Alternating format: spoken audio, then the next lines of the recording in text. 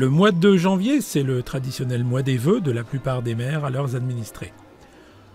Orchy a respecté la tradition puisqu'une grande partie de la population orchésienne a répondu favorablement à l'invitation des vœux ce vendredi 17 janvier 2014 dans la Pubeco Pevel Arena. Retransmission des images sur écran géant, prestation remarquée de l'orchestre d'harmonie, puis du groupe Couleur Gospel de Vendigny, la municipalité d'Orchy n'avait rien laissé au hasard.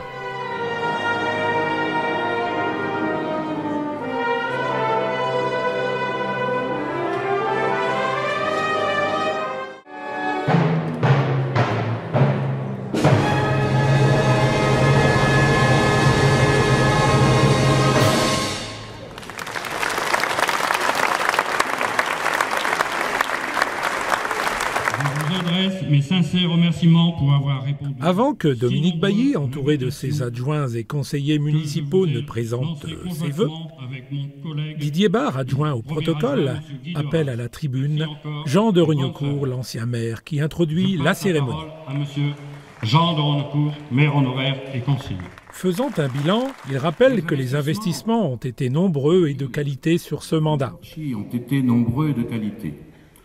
En effet, ce sont plus de 6 millions d'euros qui ont été consacrés aux divers investissements sur ce mandat. Et ce bilan aurait pu être plus remarquable encore si 2 projets avaient pu être concrétisés alors qu'ils ont été bloqués par l'avidité d'un propriétaire et par les recours devant le tribunal administratif. C'est au tour maintenant de Dominique Bailly, sénateur du Nord, maire d'Orchy, de prendre la parole. Il souligne d'entrée l'importance de cette cérémonie des vœux en termes de convivialité et de partage. Les vœux que tu as prononcés. Merci, mesdames, mesdemoiselles, messieurs, d'avoir répondu à notre invitation. C'est vrai que c'est toujours un moment important, cette cérémonie des vœux, où nous pouvons échanger, partager. Bref, un moment de convivialité. Le sport, la culture. Je regarde la gendarmerie nationale, que je salue. En fait, tout le monde est bien stationné, mon lieutenant.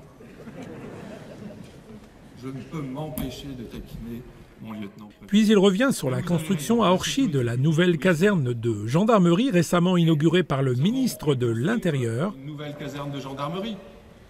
Je crois que pour les conditions de travail de vos hommes, mon lieutenant, et je salue le commandant, qui est présent aussi parmi nous. C'est important qu'il puisse pouvoir évoluer rapidement, être actif rapidement par rapport à une délinquance de proximité. En ce qui concerne la nouvelle intercommunalité, écoutons Dominique Bailly. Confondu, nous avons travaillé pour constituer ce bel EPCI, la communauté de communes du Pével-Carambou. 100 000 habitants, pratiquement, 38 communes, je salue, il y a de nombreux élus, maires, adjoints, conseillers municipaux qui sont présents, et on va travailler ensemble. Et puis en plus, j'ai laissé un mandat, donc je ne cumule plus. Le sous-préfet, j'ai abandonné un mandat de président, et c'est maintenant Jean-Luc de Tavernier qui cumule, je vous le signale. Vous pouvez prendre note, je pense que la presse est parmi nous. Le parlementaire que je suis a abandonné un mandat. C'est trop rare, c'est très jouissif, je me permets de le dire publiquement et de le répéter. Nous avons souhaité un anniversaire à notre doyenne, 101 ans. 101 ans. Et j'ai dit, c'est quoi le secret, l'un des secrets de votre longévité? Elle me dit, monsieur le maire, il faut aimer les gens. Aimer les gens. Donner de l'amour. Eh bien moi, pour cette année 2014, je vous souhaite beaucoup d'amour. Donnez beaucoup d'amour et je suis sûr que vous en recevrez aussi beaucoup de vos proches. Merci de votre attention.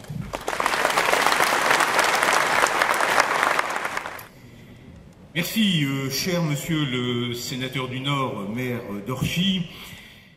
C'est au tour de Jacques Détouche, sous-préfet de Douai, de prendre la parole. Il citera 3 événements marquants selon lui. Je vous propose de l'écouter. Je voudrais citer, vous l'avez évoqué, l'inauguration par le ministre de l'Intérieur, le 18 mars dernier, des nouveaux locaux de la brigade territoriale de la gendarmerie nationale. Un autre moment fort, c'est évidemment celui de la très belle inauguration de cet écrin remarquable qu'est la PEVEL Arena par la ministre de la Jeunesse et des Sports le 31 mai dernier. Et je voudrais peut-être citer un autre moment fort qui est passé peut-être un peu plus inaperçu, mais qui a, je crois, une grande importance aussi. C'est la remise du prix de l'innovation industrielle à l'entreprise. Le représentant de l'État a également déclaré que la chicorée possède des vertus qu'il ne soupçonnait pas. Elle permet de remplir les crèches, apparemment, et qu'elle contribue aussi à faire des centenaires. Je voudrais saluer...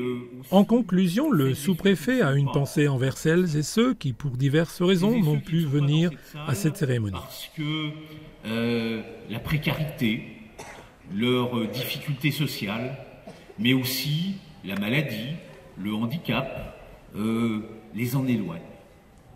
Et j'évoquais tout à l'heure les valeurs de fraternité, et c'est avec cette pensée que je conclus mon propos en souhaitant à vous tous, à vous, monsieur le sénateur maire, à l'ensemble de l'équipe municipale et à toute la population de cette belle ville, une excellente année, que les épreuves vous soient épargnées et que vous viviez bien et heureux ensemble dans votre belle ville. Merci beaucoup.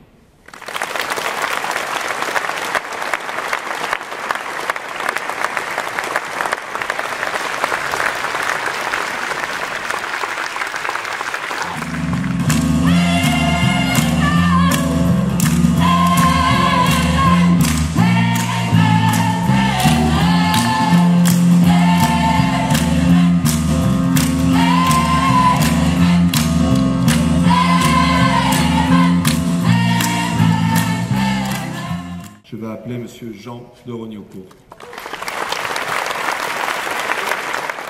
Jean de Rognocourt, l'ancien maire, a reçu la médaille d'honneur régionale, départementale et communale, puis ce fut au tour des élus Gérard Després et Annie Dupuis de recevoir la médaille de la ville et un diplôme, tout comme le président du Tennis Club, Edmond Corrente. En tout cas, je vous remercie encore d'être venus nombreux. Nous allons être accompagnés de nouveau par les chants. La cérémonie des vœux 2014 s'achève et c'est Dominique Bailly qui prononcera le mot de la fin. On peut boire, on peut manger. Je sais, avec modération, arrêtez. Pas parce que la gendarmerie nationale est là, on peut quand même un peu se lâcher. En tout cas, bonne année 2014 à vous, santé, bonheur.